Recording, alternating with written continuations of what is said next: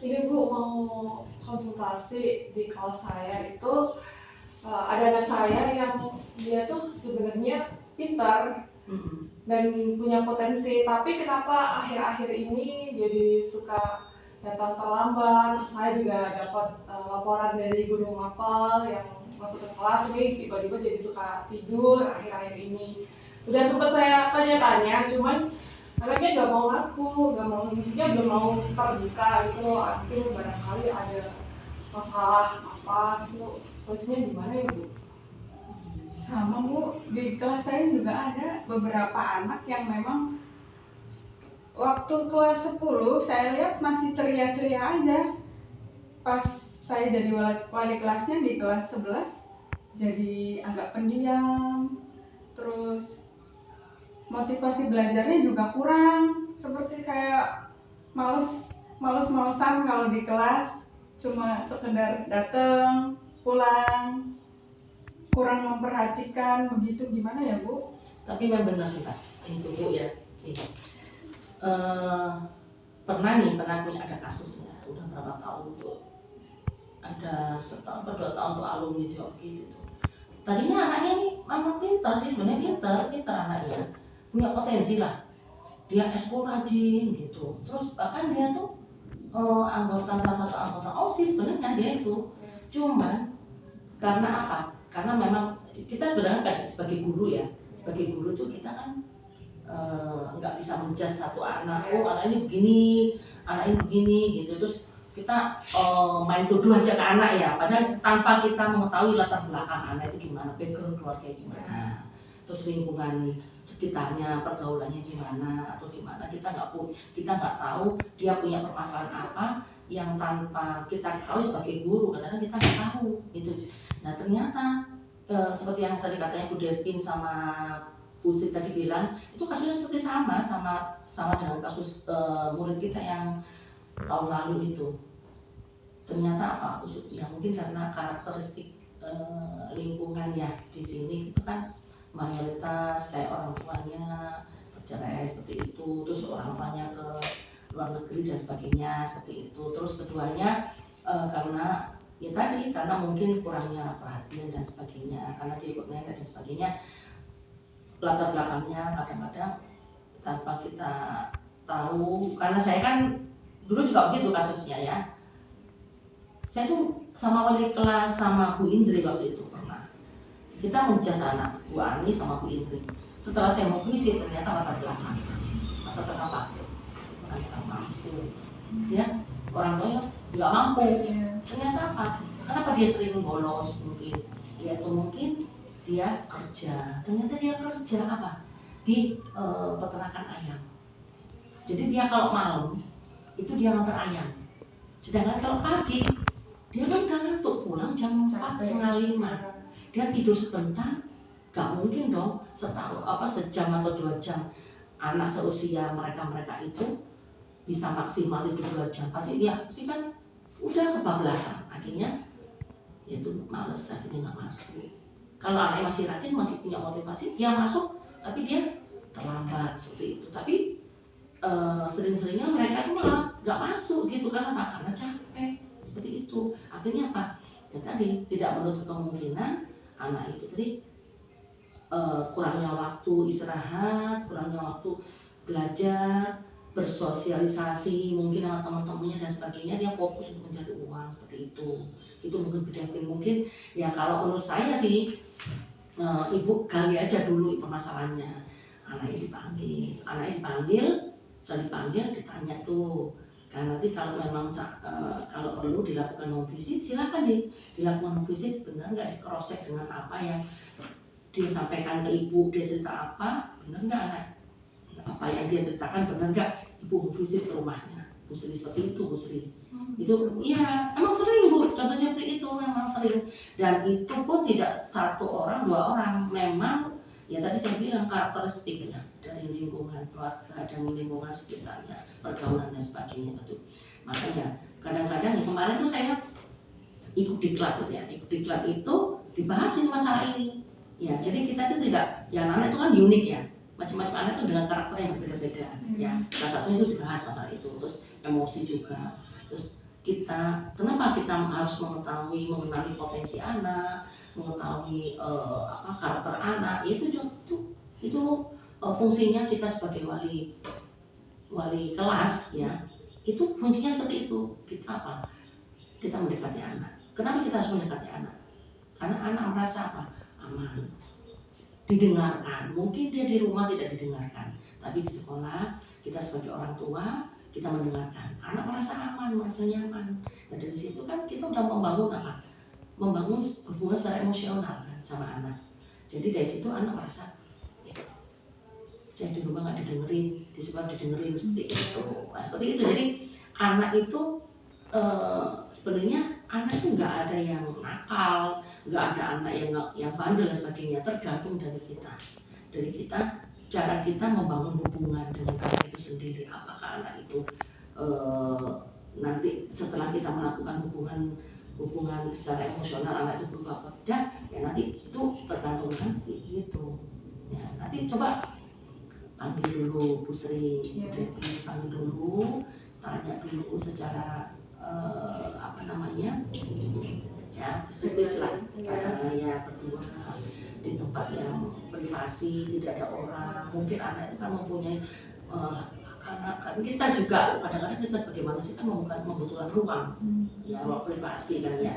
Sama anak juga begitu, membutuhkan ruang dan membutuhkan waktu untuk kita memahami dia seperti itu. Memang apa ya Bu ya, kita sabar sih anak-anak, apalagi BK ya, dengan permasalahan yang begitu banyak dari Sabang, mungkin dari Sabang sampai Merauke itu banyak.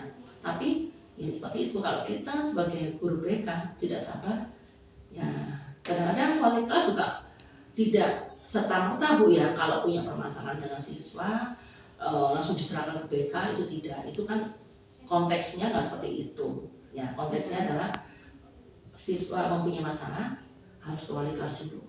Wali kelas tidak bisa menyelesaikan, baru ke BK. BK tidak bisa menyelesaikan, butuh bantuan, ke Wakasek Kesiswaan. Setelah itu baru udah ada final ya.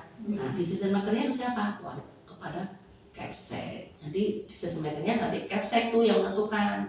Nah, sebenarnya kalau kita mau tidak menaikkan anak kelas gitu, naik tidaknya anak ini nanti naik kelas apa enggak, itu sebenarnya bukan tidak diperbolehkan, tapi diperbolehkan jika memang benar anak ini benar-benar sudah melampaui apa yang sudah ditentukan oleh sekolah. Misalnya dia udah banyak teguran, sudah ada surat perjanjian, poin melebihi apa yang kita tentukan. Poin kan ada 100 itu. Nah seperti itu, kalau udah melebihi 100 mungkin kita kasih kesempatan sekali lagi dengan kesempatan yang kita berikan. Jika dia melanggar lagi ya dengan terpaksa kita akan mengembalikan lagi ke orang tua. Itu pun dengan persyaratan data-data itu harus mendukung. Contohnya ada bukti-bukti yang membuktikan anak ini memang sudah dilakukan dari pihak wali kelas, dari pihak BK sudah melakukan pembinaan.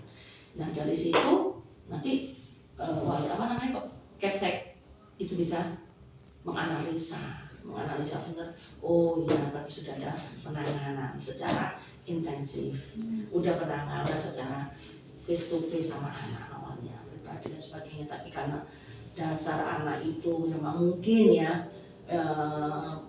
karakter anaknya mungkin yang bisa dikatakan ya tadi, karena mungkin awalnya kita sebagai wali kelas ya itu belum memahami anak ini, jadi sampai terjadi hal-hal yang tidak diinginkan, anak itu tawuran atau sebagainya, mengambil tindakan yang di luar batas kewajaran anak pelajar seperti itu. Jadi mungkin dari awal itu tadi, jangan sampai anak ini terlampau jauh untuk mendapatkan masalah. Wali kelas harus mengenali dari awal kita perkenalan dengan anak-anak, itu kita harus mengenali karakter, sifat serta kebutuhan siswa. Benar ya, maka BK ada kebutuhan siswa seperti tes diagnostik ya, kelas 10 tes diagnostik kemarin apa itu kan gaya belajar ya, terus dalam pemilihan mapel ya itu gaya belajar, terus apalagi itu pemilihan mapel ya seperti itu. Iya. Terus minat belajar itu, terus sama kan karena setiap anak itu mempunyai kecerdasan masing-masing. Ada kecerdasan majemuk seperti itu, kan macam-macam tuh kecerdasan majemuk. Tapi untuk saat ini kita belum menggunakan kecerdasan majemuk ya, kita masih menggunakan gaya belajar sama tes minat bakat. Nah itu dari situ sebenarnya kita udah tahu anak ini intrapersonal atau interpersonal. Gaya belajarnya seperti apa? Gaya belajarnya seperti apa? Apakah anak ini tipikal auditory atau tipikal visual atau kinestetik visual atau visual auditory, kan masing-masing. Ada yang satu anak ini memiliki gaya belajar yang ada tiga, kinestetik dia masuk, auditory dia masuk, visual dia masuk, ada cuma satu kinestetik. Nah seperti itu. Jadi dari situ wali kelas mengetahui.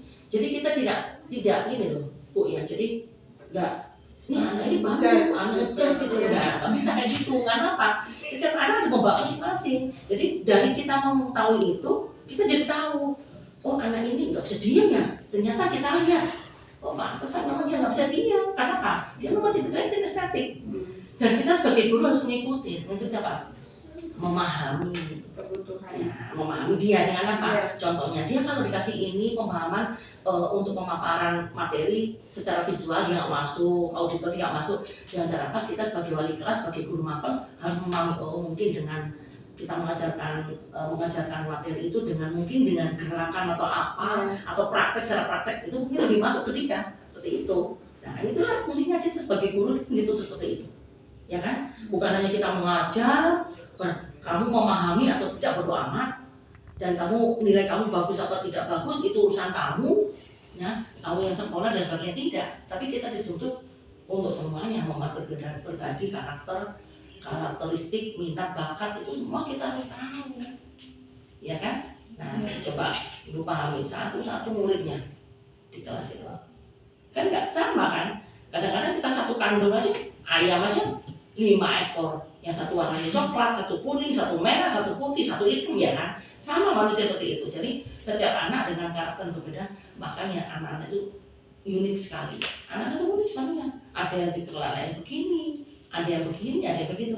Itulah tantangan kita sebagai guru. Jadi itu Bu. Selama ini saya hanya baru mengamati saja sih Bu, belum berani mendekati dan bertanya. Makanya saya tanya ke Ibu, konsultasi ke Ibu, langkah-langkah apa yang harus saya lakukan setelah ini. Berarti kita harus dekati dulu ya Bu, anaknya. Ya, bangun apa? Bangun koneksi seperti kita ini. Ya, antara koneksi apa? Antara guru BK, bangun koneksi, bangun kolaborasi antara wali kelas sama BK. Kita harus tetap menjalin kolaborasi, menjalin koneksi seperti ini. Jadi kita tidak membutuhkan. Saya tidak membutuhkan wali kelas tidak membutuhkan BK. Tidak bisa seperti itu. Kita sebagai guru, kita dengan tujuan yang sama, kita harus bangun kolaborasi, bangun koneksi dan sebagainya seperti itu. Ya, langkah-langkah awal tadi kita harus mendekati anak itu. Kan nanti ketahuan untuk anak yang bermasalah ini, kalau kita sebut secara kasarnya anak ini bermasalah. Padahal secara harfiahnya itu anak ini tuh spesial. Ya, secara harfiah itu anak ini spesial. Dia punya sesuatu. Mungkin dia mencari perhatian yang tidak dia dapatkan di rumah. Dia mencari perhatian. Padahal kadang-kadang anak ini cukup, orang mampu, orang tua bekerja dua-duanya. Tapi karena anak ini kenapa dia mencari perhatian? Padahal secara materi dia tercukupi. Tapi secara mental dia tidak tercukupi, kebutuhan batinnya tidak tercukupi. Karena apa? Orang tuanya yang sibuk seperti itu. Ya, gunanya kita membangun kolaborasi antara wali kelas, guru mapel, sama BK. Jadi nggak bisa Bu seperti ini. Jadi kayak anak ya kalau kita tahu gitu, jadi tahu anak kita seperti ini, anak kita seperti ini gitu. Ya Bu, baik. Kedepannya juga minta tolong nih sama Ibu selaku BK, kalau ada masalah-masalah yang lain atau kendala-kendala yang saya menghadapi anak-anak yang seperti ini, mohon dibimbing ya Bu. Ya. Gimana? Penanganannya Ini bagaimana? sebenarnya di BK ini kemarin ya ada diuntungkan juga nih kemarin saya diklat itu kita ada 7 jurus BK hebat, yaitu salah satunya adalah yang kita lakukan sekarang adalah jalin koneksi. Nah ada juga yang namanya hampir sama jalin koneksi dan bangun kolaborasi itu sebenarnya semuanya ini mencakup juga. Nanti ya makanya saya masuk ke anak-anak itu masuk ke kelas dengan bimbingan klasikal, ada yang kita harus kita share ke anak-anak pengetahuan itu terus sama guru-guru, bapak ibu guru itu kita berbagi praktek baik. Nah, mungkin ada kita lakukan di Kobel seperti itu kan, berbagi praktek baik atau semuanya seperti itu contohnya. Jadi intinya kita guru dengan niat yang sama, dengan tujuan yang sama, insya Allah lah. Dengan kita harus sabar menghadapi anak-anak itu kan memang tanggung jawab kita nanti ya. Nanti kita akan diminta pertanggungjawaban di akhirat ya. Jadi anak-anak kita harus sabar. Intinya begitu ya. Ya mungkin seperti itu mungkin Bu. Kalau memang nanti ada yang kurang ini ya bolehlah kita nanti Diskusi lagi. boleh nanti. Ya. Iya, siap Bu. Nanti kita kabar-kabar lagi misalnya kelanjutannya. Nanti kan kita panggil dulu nih anaknya diskusi dulu. Tapi berapa orang itu? Ada 2 orang sih Bu. 2 orang. Kalau Bu Sri gimana? Sepenglihatan saya baru 1 ya Bu yang kelihatan. Tapi anaknya memang masuk. Kalau tiap hari masuk, cuma Terlambat, sering terlambat, ngantuk, tidur. tugas kerja enggak? Beberapa mapel ada komplain guru-guru mapelnya masih ini sih Bu ngerjain, cuma mungkin kurang maksimal mengerjakannya, kayak dijawab seadanya aja. Karena dianya fokus dengan kondisi tubuh, fisik, cara fisik ngantuk karena dia mungkin capek, ngantuk dan sebagainya. Kalau Bu Detin gimana? Iya sama itu Bu. Jadi kemarin juga sempat nggak masuk apa juga, terus itu suka tidur, menerima laporan dari guru mapel. Cuman kemarin memang saya belum membangun komunikasi yang beneran intens gitu, secara intens itu belum, baru nanya ada apa itu belum terjawab. Mungkin nanti dipanggil dulu anaknya biar ngobrol dari hati ke hati. Ya, nggak apa-apa kalau memang mau pendekatan ke anak bisa ke BK, minta ruang ke BK nggak masalah. Iya. Kan harus butuh waktu serta tempat yang nyaman dan waktu yang benar-benar tenang, Iya. tidak ada gangguan. Karena apa? Anak ini kan butuh perhatian kita rangkum. Jadi dia itu merasa aman. Tadi yang saya bilang dari awal itu anak itu merasa nyaman, merasa dilindungi. Kalau kita mendekati mereka ya. Iya. Tanpa kita harus menjas anak terlebih dahulu, kita harus memahami anak itu karakternya seperti apa. Itu yang saya ketahui sebagai guru BK itu ya.